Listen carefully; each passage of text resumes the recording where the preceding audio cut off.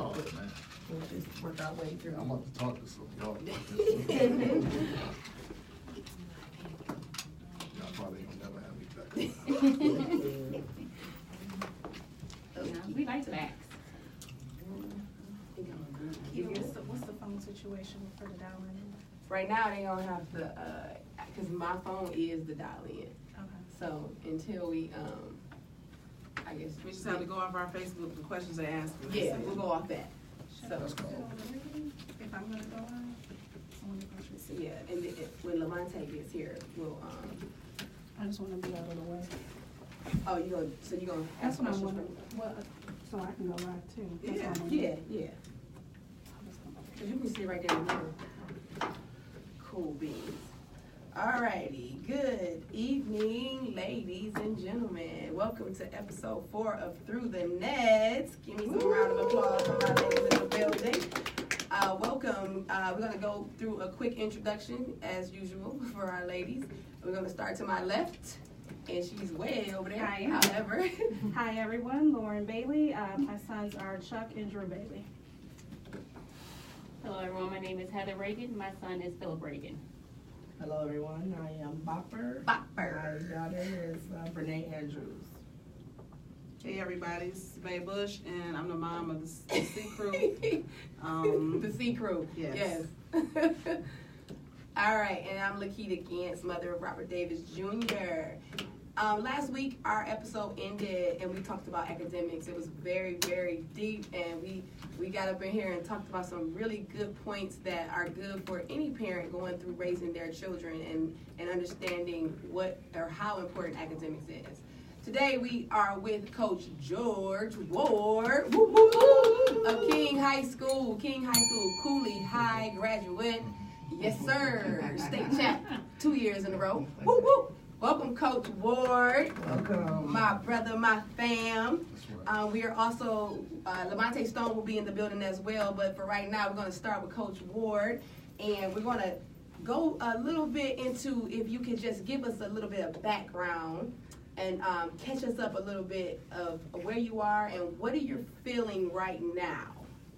Wow. I think we'll just start with the coaching perspective. Obviously, right now I'm at Detroit Martin Luther King Junior Senior High School.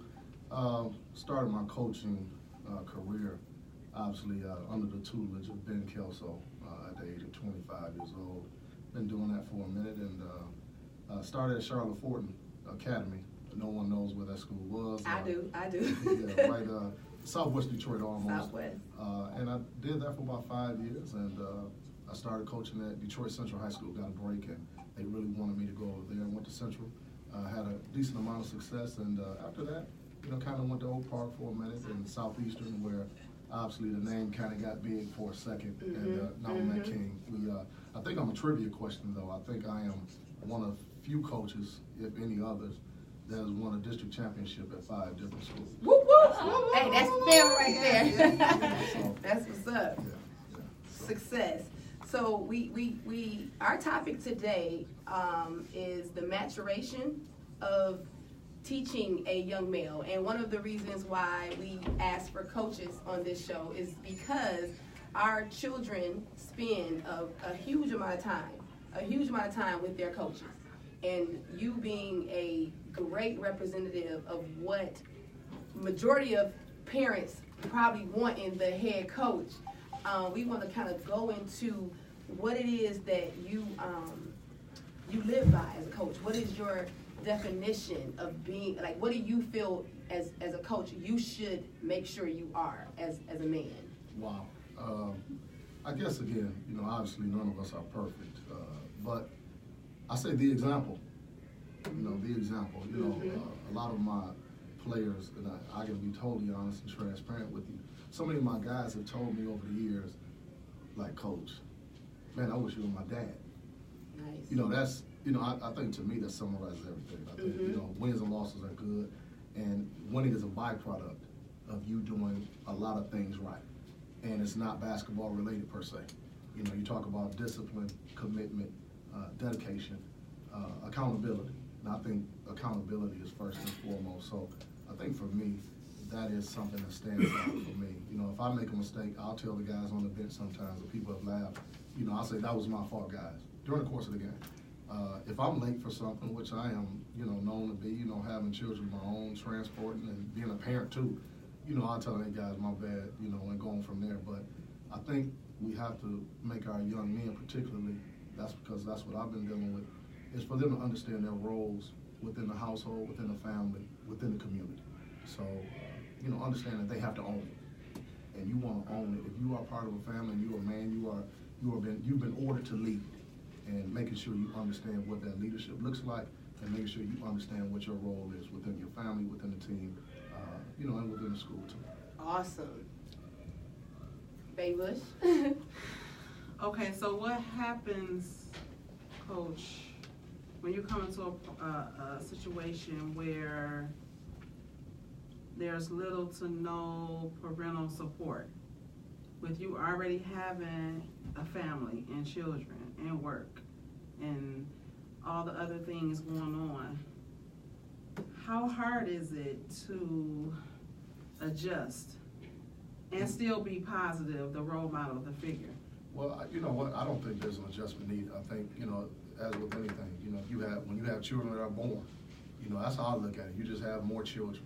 You know, you have to make 7 pieces of chicken as opposed to 4. Mm-hmm. So I think for me, you know, yeah, your time is split, you know, but each child, you know, whether they were born to you or not, each child needs your individual attention. Mm-hmm. And when you're looking at a situation where, you know, a lot of our children do not have the parental support that they need. I see a lot of parents, specifically fathers. You see a lot of fathers at games sometimes, but I also understand that after the game is over, when the clock hits 0, a lot of those fathers aren't there.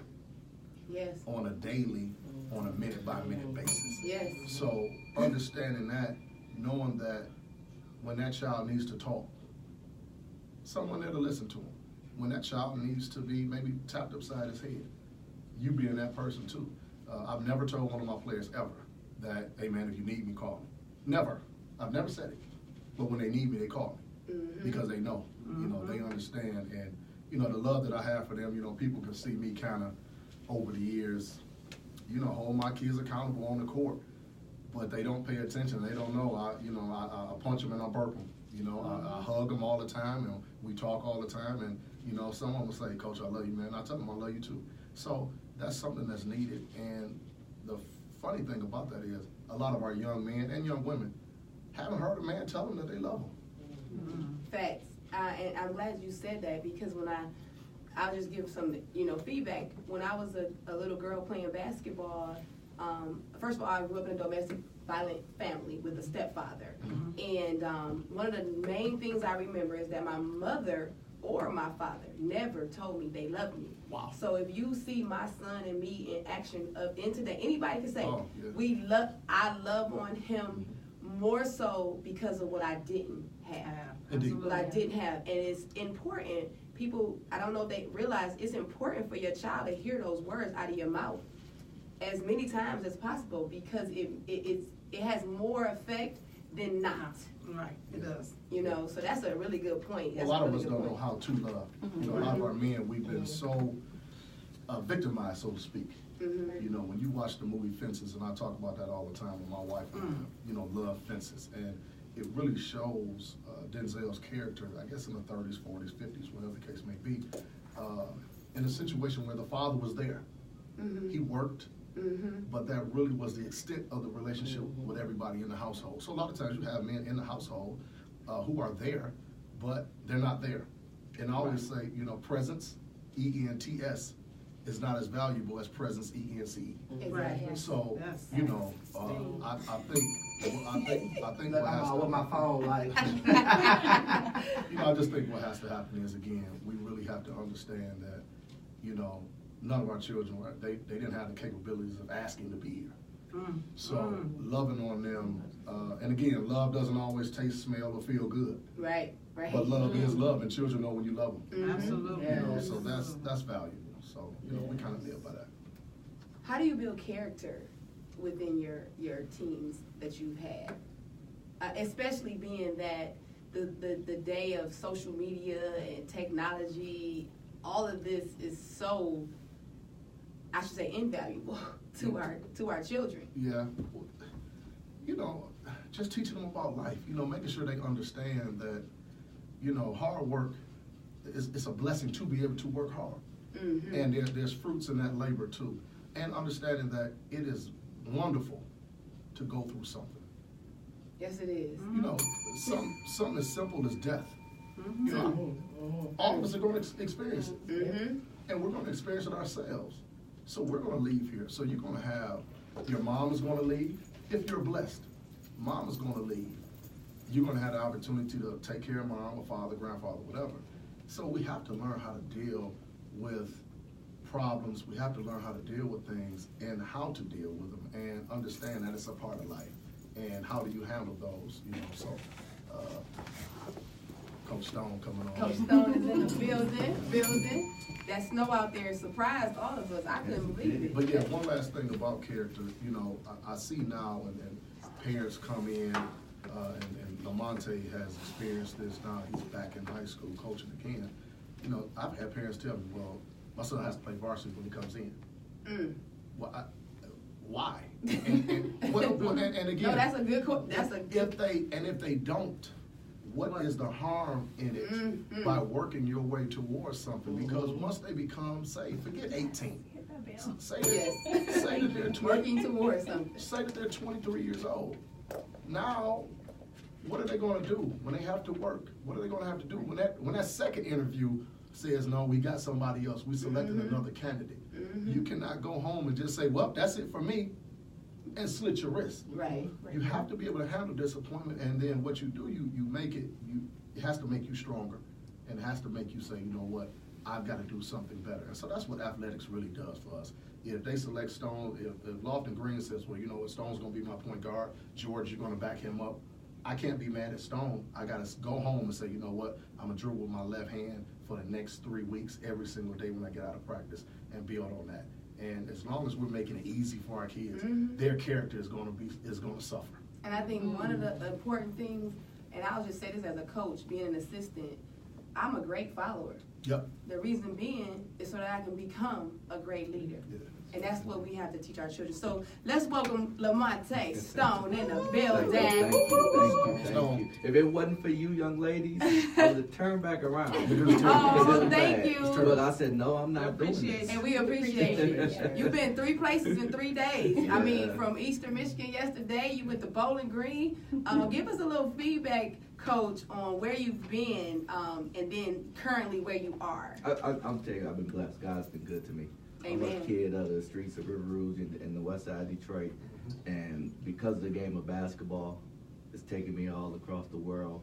And you know, this weekend I just had to stop and think about it and just say, tell them thank you. It started off last weekend at River Rouge when we invited all the state championship teams back. Oh, nice. And I didn't really get a chance to participate in that because it was a halftime ceremony, and I was coaching a team, so I had to go in the locker room at halftime. I didn't think about the ceremony, honestly. Right. You know, you in coach mode. Don't tell me about it. I'm getting in that locker room and making some adjustments, and then this weekend, as you know, thank you. No, thank you, because I didn't get to say anything. Like he said, when you in the moment and you coaching, and I saw Coach, I'm like, I'm gonna tell him hi, and before I know it, he was gone, and the game started back up. So Saturday, Eastern Michigan had Alumni Day for coaches, former coaches and former players, and to be in the midst with Earl Boykins and all the former coaches. I mean, it was great. And then I had to leave out of there and go to Bowling Green. They honored the 2009 MAC championship team, which I was assistant coach on. And you know, so it was just a great week. And like I say, I mean, I'm blessed to do the game of basketball, to be privy and for someone to honor me. You know, I'm just still this little kid that came up through River Rouge and lived on the west side of Detroit. And you know, but you know, and Coach Ward talked about it. You know, that's why we do what we do. We're labeled as coaches, but we're so much. I mean, that's just what people label us as. But you know, coaching is probably 10%. Yes. Of what we do. Yes. 8.5%. 8.5%. So we asked Coach Ward LaMonta, we asked him what is your role or definition as a coach? Can you answer that for us? Yeah. What my role as a coach is to take young men, young boys, right now at this present point, the 15, 16, 17-year-old young boys that I'm in charge of, and it's my duty to help turn them into young men. And someone did that to me, and it's just me giving back. You know, other people do it. You know, the pastor do it one way, the math teacher may do it one way. I know how to do it through the game of basketball. Exactly. Perfect. So we talked about it a little bit. The accountability, discipline, responsibility, the work ethic. What do you do when a kid fights that? What do you do when a young man fights against that? Because they have so much potential. Yeah, you know, because once you, like you said, AAU coaches give them the go ahead, like you already made it. And coming from a single mom, a home of a single mom, was my case in some years ago. The only boy, well, the oldest boy, you know, he had 3 big sisters. Kind of spoiled rotten. Yes. How do you, not kind of, but you know, how? Because I just recognized that I couldn't do it, you know, but a lot of people don't. You know, so what do you do? Can I add a part B to that? Sure. To what she said, the part B to when that kid fights it, but you know that the parent is behind them fighting it. Oh. Yeah. Yes. Yeah. That's how do you deal with that? Yeah. You know what I realized, and I have a 21-year-old, and I have just turned 12 and a 9-year-old. Oh yeah. So I've seen it, you know, from my older kid to my youngest, and my children are no different than the children I coach. Hey, say that again. My children are no different than the children I coach, but they all want discipline at the end of the day. Yes. As much as they may fight it, as much as they may try to, you know, be the tough guy and the bad guy, at the end of the day, they all want discipline. And if we as adults stay strong in our conviction, stay strong, they're gonna come around. Yes. We can't give in. And I'll give you a great example, and Coach Ward knows this on my team. Legend Jeter, who's a 10th grader. Yes. Probably one of my better players on my team. He started probably 2 games this year. And the reason he started those games because someone may have been late for practice or whatever. And his mom, his dad, Legend, hasn't complained one word. You know, they haven't said one word to me about not starting. Coach, why I'm not starting. You know, he's just gone along with the program. And I think a lot of that is because I stayed true to my conviction. You know, if I waffled on that and maybe send him mixed messages. The mixed messages. You know, but no, I stayed convicted and they're okay. Yeah, the discipline makes that structure. But everybody has to be. I think when a child does not have a loophole anywhere, I think that is when the child can be totally successful. Yes. When the adults are sending mixed messages, and Lord knows, you know, I've sat, you know, in the Rouge section. It is that Rouge section is something else. And you know what's great about it is they're on the same page for the most part. You know, everybody wants to see their son play 32 minutes every day, you know, but understanding that this is part of the process. And I hope when a parent comes to a game that it's not just about their child's athletic success. I hope bigger than basketball or any sport that you play. There's a few things that I want. I want to know that after a win, no one is sad. After a loss, no one is happy. So it means you're not thinking of yourself. So, you know, for me, I watch it, you know, if your child makes a shot and, you know, or he doesn't get the shot and you get mad, do you have that same kind of conviction when your child doesn't box out and doesn't get the rebound? When your son is taken out of the basketball game, are you watching to see if your child responds to the adult's decision properly? That's when you should become the parent. Outside of that, you should be the fan. So you should be watching. Don't watch to see what LaMonta Stone is doing. Yes. Don't come to the game and try to raise LaMonta Stone. Yes. Don't try to come to the game and raise George Theophilus Moore Jr. you know, my mother and father did a decent job. My grandparents and auntie, they did a decent job with me. But I'm done. I'm 48. Raise your child. Make sure that your child is not walking off the floor. Make sure your child doesn't come to the end of the bench and cusses and acts a damn fool. So for me, that's what you should be doing as a parent, not trying to criticize and critique what it is. Yeah, and I appreciate that. I appreciate you saying that, because I know as Robert was younger, that was one of my main things. As soon as he acted crazy in any form, whether it was attitude, whatever, I'm yelling, hey, you better get your attitude together. You better start smiling. And it could be a ref that said, what you say to a ref? Let me know, because I'm on his butt. Because that's the part that is going to make them better versus you, like you said, trying to fix what the coach is doing. Make your child adjust to the coach and be successful regardless. Robert went to junior NBA with Derek Coleman. Derek Coleman decided that Robert may have not been strong enough.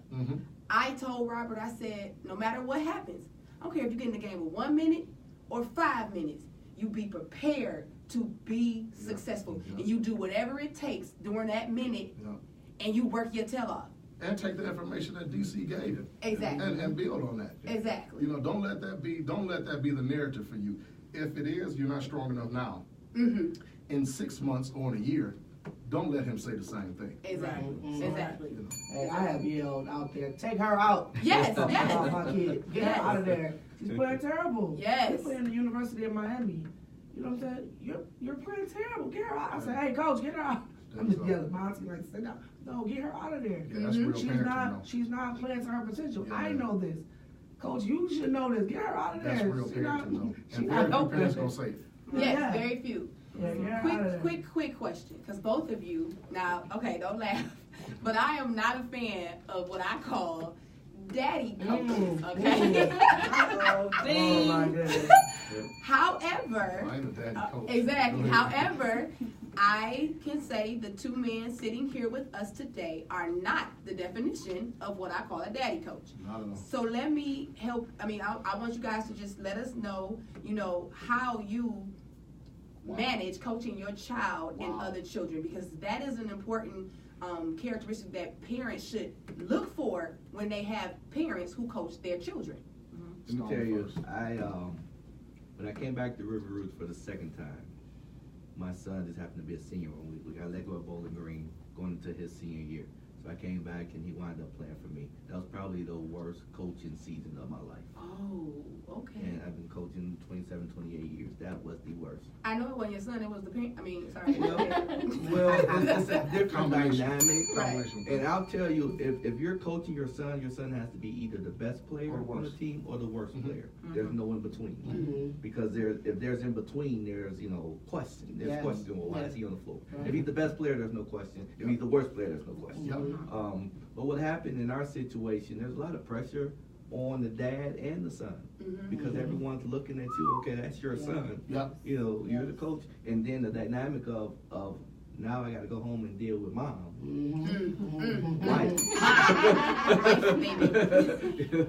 And she's no different than the other parent. It's just that now she's at home with me. She just cooks the dinner.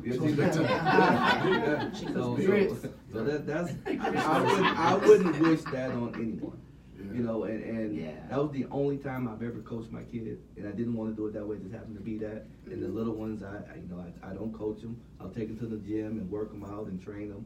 But I don't want to be the guy sitting on the bench and telling them when to go in, when to come out, and that's just I want to be the father. It's different. I want to be the father. I understand. The missed messages. That's what we're talking about. I don't want to see the missed messages. I think for me it was kind of different. Kind of thinking the process out. I never coached Torian or Jaleel, my oldest son, who's a graduate, ironically enough, of Eastern Michigan University. He's 28 years old. He was with me at Oak Park. He admits, that I was just too lazy. I didn't really take it serious. Whatever. So that's good. I had to deal with, his mom going home and she looking cross-eyed at me, thinking like, hey, look, my man not working hard enough, and I don't care. He's not playing if he's not worthy of it. Now with Jaleel, I didn't coach any of his teams when he was a young fella, as LaMonta did. I trained him, got him ready, let him play, and put him in organizations that I knew, okay, they're going to make him work. Now for me, I said, okay, you know what, I'm a coaching. I think it's really been tough on him because he's almost been punished by me for being my son. That's a good point. He's been Because I punished. bet you what you do, and I found myself fighting this. You coach your son different than you coach the other kids, Indeed. and that's not fair to your It's son. not fair to him. It's not fair But to at the same time, understanding, again, you need to go through this. I watch his character. I watch to see how he handles things. He's much better with it now. Before, it was like, well, he asked me one time in the 9th grade summer league, Dad, why didn't I play? Man, you don't be quiet. You lucky to put a jersey on going into 9th grade summer league. Man, you're just happy to be there, okay? But now, understanding, look here, man, this is about you providing yourself with the work that's needed. So we've been going through that, but the players they've been so great about it because they understand, man, coach, G probably should have played more yesterday. You know, if he get a bucket or two in a varsity game now, they like, Coach, I don't know why you take G out. Well, he didn't work hard defensively enough just then. He should have took a charge. So they understand. He's probably been punished for being my son, and everything in life is earned. As a young brown boy in this country, Yes, the sir. one thing that I can do is provide him that. Yes. Understand, if you got to earn it with me, you know doggone well you got to earn it with Anybody else. Yeah. So, and the irony of this conversation is, we're in the city championships. You know, we're in the Final Four again for the 4th consecutive year. And Jaleel didn't dress yesterday, and I could have used him yesterday. Well, he didn't dress because he got 2 C's on his report card. Oh, okay. He's been on honor roll the whole time. Tested out of algebra when he was in the 8th grade. One of the top 7 standardized testing 10th graders in King High School. He brought 2 C's home. Well, okay, I'm gonna show you. Because now you done got too cool and too cute for me. And anybody gonna be cool and cute around here, It's gonna be. it's gonna be Lord Leon Wolf. It's not gonna be you. It's not gonna be you. So again, now he understands, and I asked him yesterday, I said, how you feel? And he just kind of please said, I don't feel good. I said, well, you've let your teammates down, and more importantly, you've let yourself down. And this is about maximizing your ability, not just on this basketball court. Yes, when he hits a shot, it sounds good to hear him say Jaleel Ward for 3, whatever. Right. But I understand long term, this is going to do you better than me letting you stand on this floor and you haven't earned the right to do so. That's a blessing. And that's something that all young men and women playing any sport should get from their coach, mother, father, or not. You want them to reach their potential. You know, if a child isn't, you know, if they're not doing right on the court, we check them. Yes. So if they're not doing right off the court, as LaMonta said, now, you know, I know a bunch of players that Stone is coach, and they all say the same thing. Man, Stone gets to get on my nerves, bro. But if you are concerned with the child in totality, coach him in totality. Right. Make sure that he or she is getting what they need on the court and off the court. Don't be mad at him because they miss a free throw, but you're not mad at him when he was disrespectful to his math. Yes, Right. yes, That's the yes, biggest thing in the world to me. yes. Ooh. You answered everything that I wanted, because the grades are a big thing. Okay. So you talked about your child, but for the whole team itself. So outside, you're the coach on the court, but essentially you're the coach off the court. So when the kids are coming to you with issues, whether they got in trouble at home, they got in trouble in the streets, grades are bad, how do you really adjust that, you know, and address it inside of the practice and games? Wow, Stone, you want to hit that first? Yeah, that's a really good question. I'll give you an example of, since I've been at the collegiate level, you don't worry about that, but I'll give you an example of what I've dealt with at the high school level. Our school ends about 3:10, 3:15-ish. At 3:30, my gym doors are locked. So you have 15 minutes to change, get to practice, because at 3:30 we're going. Right. We're not walking in the doors at 3:30. So during the school day, you know, we have that managed. But what happens at our place, and I'm sure the same thing with Coach Ward, say over the Christmas break or Thanksgiving break, or we may practice on a Sunday. I usually give them Saturday off. So say I want the guys in at 10 o'clock. I may have guys staying 30 minutes away, and most of them are driving themselves in. So I found myself, you know, I pride myself on the discipline, but at some point, if that kid calls me and say, hey, coach, I'm stuck in traffic, or like today, the weather's bad, I may be 5 or 10 minutes late. I had to grow as a you gotta coach, be as on a that. person. You have to. You know, and probably 10, 15 years ago, You would have said you know, no. I would have said no. But I had to grow as a coach and as a person. Just like I was late today because of the weather. That kid, I had to give that kid leeway. Yeah. So, as long as they call me and say, hey, I'm on the way, they can lie to you. I'm not going to invest. I'm not trying to investigate. And you say, hey, man, my cat's up in this tree. Just give me the courtesy of call. Because that's what you're going to have to do at work. And I think that's very important because I know you said the collegiate level, but I experienced some of those same things. And my number one thing is at least pick up that phone.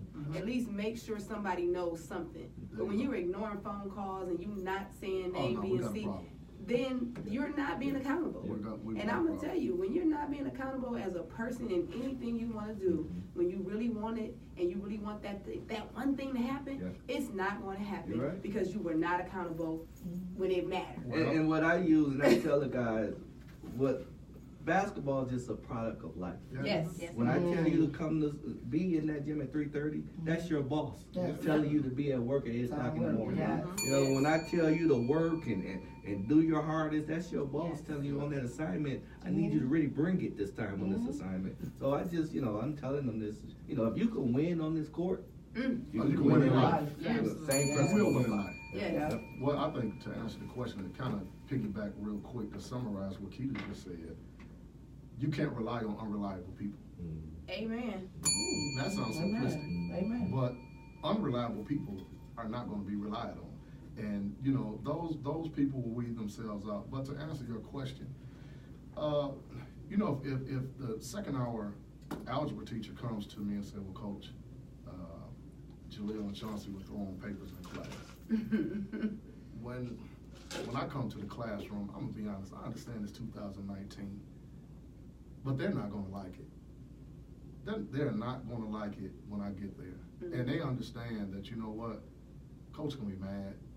Coach may grab our shoulders and have a real conversation, but it's going to be some discipline involved, whether it's running, whatever the case may be. But we have to respond to those things how the children need it. See, we can go into all this other stuff, but the child needs you to respond properly in those situations. The child doesn't need you to say, oh, hey, man, she be tripping. And I hear that a lot of times. Yes. Man, she a woman, man. She tripping. She emotional. People agree with the nonsense. Wait a minute now. Your mother, your wife, your daughter, your sisters, your aunt, they're women. So you can't just ignore what the heck they saying. And if she's in charge, if that's the teacher, that's the instructor in that classroom, no, she ain't tripping. She's not tripping.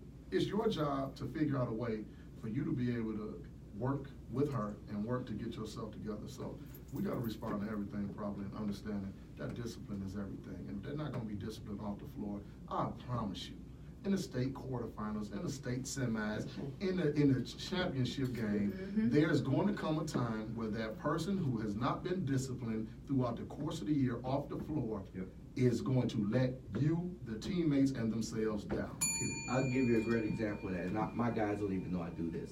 I watch every time we go a sprint who's touching the line and who's not touching the line. Because I know in that crucial moment, Coach Ward's talking about when I need to tell you what to do to defend this person, to get this win, you're going to cheat that. You're going to cheat the screen. You're going to cheat it. So you're not going to take that charge when it's needed. That's a good example. So I watch everyone. They don't know I do that. But in my mind, I'm calculating, okay, I can't trust this. Yes. And you know what? You meet every child where they are. Amen. And Stone said something that was magical. Over the course of Stone, you won a state championship. I was there. I watched your 2 state championships in the late 90s. Great job. Some of my good friends. Thank you. Love Bro. DeWes Henderson was on that team. My sister was a cheerleader on that team. And I understand how this goes, but we're better coaches now than we were then. Exactly. So I understand you meet children where they are. And if you got a child with an attitude problem, I ain't going to kid you. They're going to hate me. Now listen to me. I will say this publicly. they're gonna hate me until their attitude gets right. Because I'm gonna call them out. See, the child with an attitude problem can't miss a free throw. They can't miss a layup. They can't not take the charge because you walk around as if you're James Harden or LeBron James or somebody. So now, if you're gonna walk around with that kind of flavor, you're gonna walk around where can't nobody say anything to you, then don't make me say something to you. Amen. If you are the humble kid, I got a kid on my team right now. Has been a 3-year varsity player for me. Keith Tate Jr. He doesn't get the headlines or any of that, but he is one of the greatest human beings in the world. I don't even have to. I don't holler at Keith Tate too much, because guess what? He gonna give me every single solitary thing that he has and give for the team, and it's never about him. That's a blessing. We can talk to him about, hey man, shoot the ball, shoot the ball. For him, coach, it's about winning the game. It's not about me. So when you got a child like that, no. And sometimes the players say, man, you ain't saying nothing to KJ. Well, because guess what? Anything that he does, anything that he does, I know was for the betterment of the team. It wasn't for him. So you got to meet our children where they are. And those that have attitude problems, you got to meet them where they are, and you got to kind of humble them sometimes. I like that. You know what I tell our guys, and everyone in our school who understands this, we have immediate algebra, we have honors algebra, we have all kind of algebra. My basketball team is the honors basketball team. Yeah. Hey. You're not serious about this game. If you're not serious about education, you can't, like Coach Ward said, you can't play on my team. You could go play on the JV team or go play in the Mills or rec ball, but this is honors basketball. I know that's right. Everybody ain't worthy of that. Everybody not worthy. That's right. Okay, I have a question, guys, and I'm gonna change it up a little bit, only because I know we're speaking about sons, but a lot of women in our group, a lot of women, parents that are watching have daughters. And daughters, especially daughters without fathers, need character building. We also talked about girls the other day being aggressive to our sons. Yes. But I'm gonna switch it all the way up, and y'all probably not ready for it, but I gotta say it. What about the girls that are aggressive to girls? How do you approach it, or you don't? Because it's all around. We see Stone it. now, Cole. He's pointing his I know the past. I'm saying to shoot the Stone stepped to the line and it's time to shoot the tech. Now it's time to run a suicide. He's a war guy. Not to, and I understand how that phenomenon has gone. So many of our young women, have gotten involved with this and understand it's a part of life. I get it, but the aggression towards it for me is kind of twofold, and I do understand. You talked about our young women. So many times we talk about our boys need their fathers. Well, I got one better. Okay then, Kelly. Our girls need our fathers. They need their fathers more than the boys. Really. The boys some kind of way will figure it out. I just think the first man that the young lady is to fall in love with is her father. And when it's not there, it's almost better. Just hear what I'm saying. It's better situation if the father is dead as opposed to being around and not there. Say that. Yeah. So, because when the father is around and you know he's there and he should be able to grab your arm and should be able to take you to school, and he doesn't, now it leaves such a big void because our young women, we just talked about it, they're emotional creatures. They need to be loved. They need to feel loved. They need to know they're pretty. They need to know they're protected. So when the father isn't there, it forces them to seek what? Love. And attention. And love and attention. And again, like alfalfa, you're looking for love in all the wrong places, but they gotta have it. So now our boys, now it comes back to, LaMonta Stone can't raise all of these young men. So I look at our boys and understand this. I love this as a podcast. I tell our boys sometimes, I look at them, I say, man, I understand why some of these girls like girls. Are y'all nuts? What are y'all doing? Y'all act more like them. Y'all, this is unbelievable. Y'all smell like, I don't know what. So now, so now the girl is just looking for somebody to love. Yes. And they're getting kind of aggressive with it because there's a need there. There's a void there. If you're starving, you're going to ram through the garbage and everything, and you're not just going to pick paper up and kind of fold it over. You're going to just ramble through. You're going to dump the trash can over to find what you're looking for. And I guess that's what our young ladies are doing right now. And if we don't do something about it now, now if we don't do something about it, you are looking at a group of people that can possibly, because the only way you can reproduce now, Amen. that's so now. So if all of our women start loving one another, that leads to extinction. Extinction, exactly. So, you know, it's tough, and I think we have to address it in our homes. And our men, again, it's all about accountability. Our men have to step forward because our young ladies are crying, and reaching out. And this is the saddest thing that I've seen in my 48 years because I don't know how, when, where it's going to end. I don't. That's a great question. Other than being the basketball coach, I'm the trauma coordinator in our district.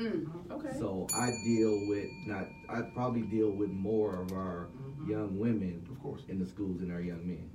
And you know what I realize is they need love. They're seeking love. So what I do every day, I walk the halls, I pump fists, and I make them smile at me. Yes. In the first couple of weeks, Coach Stone tripping. Coach, I don't let them go past me without smiling. Saying something. If I got to stand in front of you, the first couple of weeks it was fake smiles. Now is they see me coming, they smiling. Exactly. And it's just breaking, you know, the ice. You never know what's going on in their mind, what they're thinking about. Yes. But if you're smiling, oh, that's gone. Yeah. As a former educator, I always used to say, you never know what a kid went through that morning, getting out of that car with their parents or getting on that bus to come to school, and you always have to keep that in mind. You never know. So you gotta make them smile. You gotta make them feel loved just so that you can get them to even want to learn. You know what I mean? One of the questions I want to go back to as far as coaching, back in the day we had really good men coaching the city of Detroit. And exactly. And so how do you guys, who do you, not I won't say who, but do you connect with other coaches and people to help you still lead as you do, as you teach and you learn it? How, like, do you, I know you, I won't say I know this, but you don't think you know it all. So what do you do as a part of growth and continue growth? You and your coaching staff. Or do you think you know it? Let me tell you a quick story on how my River Rouge program took off back in the day. Okay. And few people know the story. Perry Watson, River Rouge, East Coast, and Southwest Detroit are really one little. So Perry Watson stayed in Southwest Detroit, one block over from River Rouge. Okay. So he was, even though I was a Lofton Green kid, Perry had kind of took over during that period as Lofton was starting to fade. So Perry took a liking to me. When I took over the River Rouge program, no one had a gym shoe contract in it per se around here. They weren't doing that. But Perry had this Nike deal through Sonny Vaccaro. Okay. Perry told me one day, he said, I'm going to call Sonny Vaccaro. Sonny was Adidas at that time. We're going to get you an Adidas deal. Sonny didn't know me from Adam. Perry made that call, and 2 weeks later, I had more Adidas gear than I could ever think of. And we were one of the only teams in Michigan that kids were, I could tell a parent you don't have to buy gym shoes. I could tell a parent you don't have to buy a sweatsuit. You know, and it got so good that they were sending pencils and erasers, anything with Adidas that dealt with the school we were getting to the school. And you know, Perry didn't have to do that for me. That's right. And then take it a step further, when I interviewed for Eastern Michigan job as assistant coach, Perry was the head coach at UAD. You know who told me to come to his office? We're gonna get you that job. We're gonna sit you down. We're gonna send you through mock interviews. Nice. Perry Watson. Nice. The head coach at Eastern Michigan. I'm gonna recruit against you, but he wanted to make sure I got that job. Perfect. That's a great example. Great. Wow. That, I got some backup for that, but Perry is a whoo. Go ahead, Coach. Well, I think for us, you know, just talking to veteran coaches, talking to some of the younger guys, asking questions. You know, I talk to Stone, and I sit and chop it up. You know, I've got the privilege now. I get to talk to Benny White Monday through Friday at work. You know, and I've been able to reach out on the phone to a lot of the coaches that have been in our area that's older than me, that have experienced some of everything. So I lean on them. And again, you know, I just kind of I watch and see what's going on. If I see a young coach doing a great job, now what I do, I'll reach out and ask the young coach questions. All right, we know all of them. And I'll even say, hey, man, I need to see what you did. Show me what you did then. And I try to help them. You know, as a man, you got to understand, again, your role is to make sure that our community is fine. Even when you're dead and gone, that's your legacy. If this is strictly about you and winning, we're all going to win. If you're doing the right thing, you're going to win, okay? That's not a problem. But are you just concerned with your kids winning? So for me, I want to make sure that the community, that our children are in good hands. So now I like to reach back and help the young guys. I look at some of the young coaches in our area. Again, of course, I got Derek Clark with me over at King. You know, Greg Bowler's a great coach. You know, James Scott over at Chandler Park Academy does a great job. So I think it's up to us to reach out to some of the young guys and help them. As we're kind of in the middle a little bit, we can still reach out to some of the guys that were before us. But I think as you climb, you're supposed to pull. And I think that's where we are. Yes, I agree. You know what, I wanted, I'm going to talk to Coach Ward after the season over and some of the veteran older guys and see if we could, everyone wants to have a camp. It's time to have seminars. Yes, You know, you are speaking, baby, speaking. I was going to touch on that.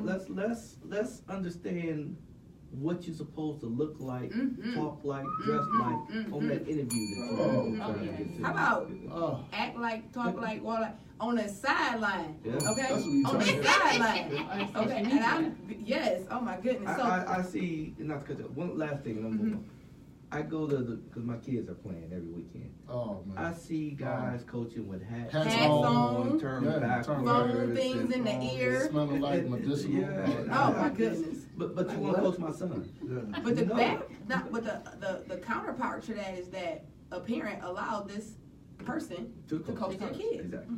Well, didn't allow. Let's Well, not use allow. They so selected. Selected. They Okay, selected. Now, you selected. knew who was going to coach the team, Yes. and you saw it. Yes. And again, winning was so important to you, winning on the court, that you don't realize you're losing off the court. Yes.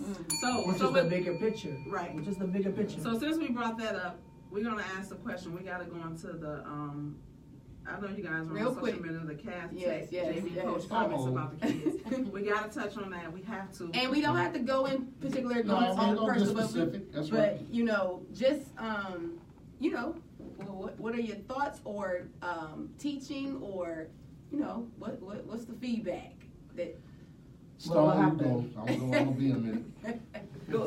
Let's give me the narrative. Oh, so he didn't see it. Okay. Well, yeah, you can go ahead. Go. Well, one of the coaches at Cass Tech, I think he's a volunteer coach, so I don't think it's a reflection on the program overall at all. But they lost a JV championship game to the Detroit Henry Ford Trojans. Okay. One of the volunteer coaches went on social media and said, essentially, we lost to some hood niggas. And, you know, he tried to, I think what he was trying to do is just say, you know, but you can't, number one, you can't think of our kids as that. I don't allow our players to use, they'll tell you, no, coach, don't let us use that term. My coaches don't use it. But why would you even think of our youngsters as that? And then say they just punked us, you know, our kids are smart. That's the part. And yeah. that's where it got tricky. Now, what are you insinuating? Exactly. The kids at Henry Ford aren't smart. Exactly. You know, so, and he used hood niggas. Yeah. And that, for me. Ken Flowers has a kid right now, Josh at Western. He graduated with a 4.0 Victorian valedictorian of his class. and everything. So, he's got Division I athletes all over this world. All over the world. So to say because that team was tougher in the moment, physically and mentally, than yours, is really kind of, you're really saying as you're talking, yeah, mentally your guys were weak, but this is why.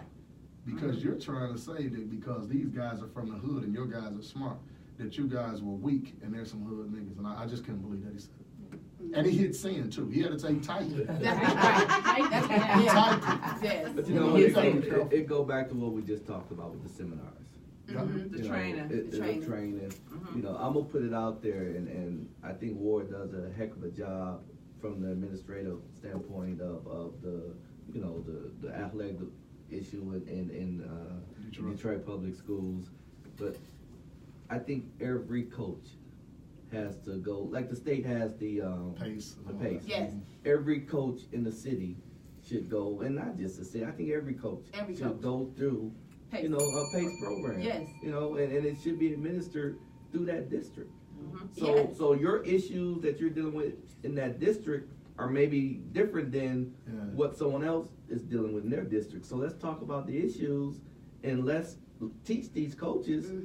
I mean, that's and I'm not sure if they even do it anymore. No, I remember they, in 2000 to 2005, like I remember driving all the way to Cap Howell to the Cap. just so I can do all me these. and Rab drove to Traverse City. You know what I'm saying? Just so we can understand how to be a coach leading our young Well, people. we minimize the value of our children. Let me say why.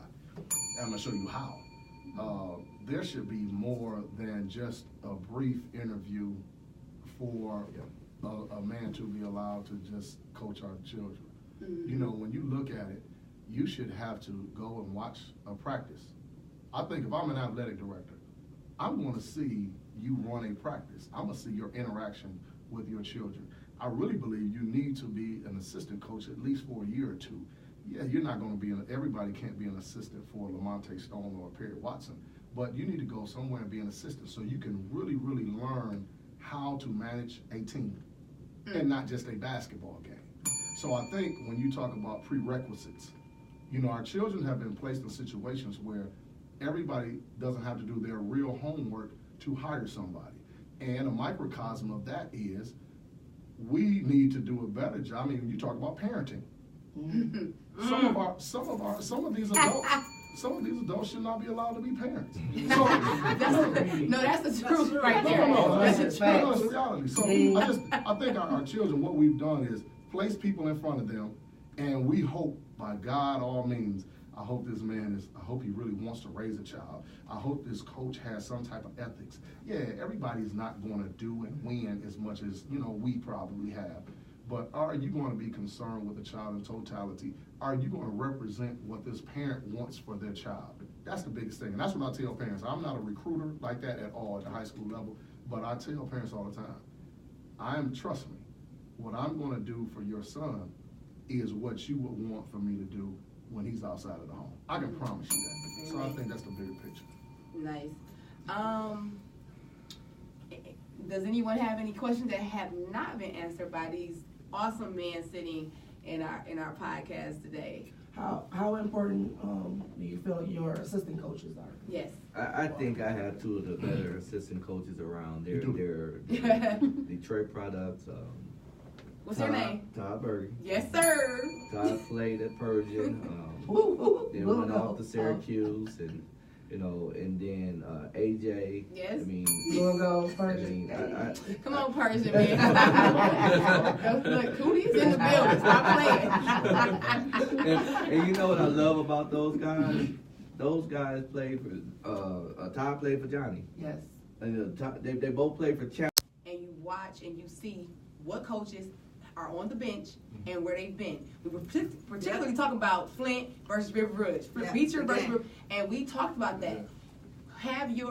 Are the people that's coaching your children, have they been where you trying to get your children to go to? And I'm not saying that you can't, not be, but this is a very good assessment that you need to make when you are allowing people to be in your child's life teaching. You know what I mean? So, and not only are they coaches, they're educators. Both Todd and AJ are in my building. They're my gym teachers. Okay. So they see the kids all day, every day. And Gene Evans works for the state. He's married, has a family. So Perry Watson, the one question I asked him, because I always asked him, because Persian, Cooley, Southwestern, great talent, great coaches, but not right. I asked him, what did he do differently that may have helped his guys go pro? The one thing he said, that he never had any person on his staff, a black man, that did not own a degree. That spoke volumes to me when it comes to who your children are looking at every Absolutely. day. I think, well, not only that, I look at it and I say, all of my coaches, each of them, are great fathers. Yes. Now, I think for me... Say that again. And because, number one, I couldn't deal with you every day. As a man, I couldn't see you come up here and blow a whistle and tell somebody to run or tell somebody to hold a follow-through if you haven't seen your child in a month. Amen. I mean, Amen. this is high school. Holding others accountable. You need to hold be others adults. accountable. So, and again, you taking a couple kids on because you kind of like them and they got all-state potential, but you haven't taken your own child home from school. So there are times when I have to leave out, and Carol knows this. My wife calls and said, well, you know what, you're going to have to go get blah, blah, blah. And look, guys, I'm going to have to leave. Practice will start at 4:15. Study table will start at 4:15. Be where you got to be. I got to go get my daughter from Bates. It's just what it is. So I think our first priority has to be the nurturing of the child, and basketball should be second. So when I look at all of my guys, they are wonderful men. They are men that I can look at and say, you know what, in 15, 20 years, I really would want you guys to be like them. And that is so important to me. Well, this has been I think each episode gets better and better. We're going to get ready to close up the whole interview. We thank you guys so much for coming in this snow, sharing your knowledge and your wisdom. We like to say thank you to our sponsors, Strawberry Lemonade, Horatio Williams, Enjoy Detroit. Any outs? Anybody want to shout out anything? And then just let us know where you guys are playing in the next week. So we have a tough one. We go up to Benton Harbor on Saturday. Oh, okay. And anyone knows that you're going up to Benton Harbor. Yes. And, It's like a Big Ten team going on the road. Yeah. Ask Michigan. I'm going to call and see if I can bring an official, at least one. Yeah, one. You got to take one. Yeah, because you're down 12. They tip Yeah, so I have a big one on Saturday. But before we get off, I just want to thank you ladies. Thank you. This is great what you're doing for our community, and just the topics and just I think what you're touching on is great. It's Thank needed. you. I appreciate it. And We appreciate it. The Divine Nine appreciate it. And hello to Sonia, who's not here, Terry, who's not here, Tiff, who's not here, and Sunshine, who's not here. Well, I think, again, Who we you really playing? appreciate everything. Who you playing? We ain't playing nobody. No. We don't have games. We don't have games this week. No. We play Tuesday. Detroit Renaissance. Again, I really want to thank the parents, the faculty, and the administration at Cooley High School, and everything that they've done. We've been fortunate. We played in the Final Four for Detroit PSL championships the last 4 years. Hopefully this time will be wonderful for us. Tuesday at 5 o'clock, we play at Detroit at Cass Tech. Detroit Cass Tech against Detroit Renaissance, a very, very good program, a talented team. We play them at 5 o'clock. And if we are fortunate enough to have at least one more point than they do when the clock strikes 0 after the fourth quarter, hopefully we can play Friday night at 7. When we are fortunate, we will. Okay, that's the Mother of King speaking. Okay. Persian plays right after at 7. Thank you very much. Okay, that's right. Shout out to those boys. Persian plays Cass Tech at 7 o'clock. You all come on out, and if you can make that trek and fill up your tank, go up there and see Stone. He's going to need some help on that western end of the line. I know that's right. Coach Stone, we appreciate you, my brother. Where's your children playing? Because you got 2, Robert Davis and Phil Reagan. Yes, I have one or 2 tomorrow. Let me see. So we are tomorrow at Brother Rice playing St. Mary's. And it's the first round of their playoffs. So, Yeah. look, good luck to y'all. Please keep me posted. As if she doesn't have a child, right? Robert, your child tomorrow. That's what we do. When I'm not there, who fills in? The other mom, the village. That's right. And that's it. Thank you very much. We appreciate everyone for tuning in to Through the Nets. It's bigger than basketball. I love you guys. Thank you. Appreciate you. Oh, that was awesome. I'm telling y'all, we could talk all day. All day. If he would have never said 5 minutes, he would have kept going. He probably like, y'all tripping. I'm on 2 against Ward. So y'all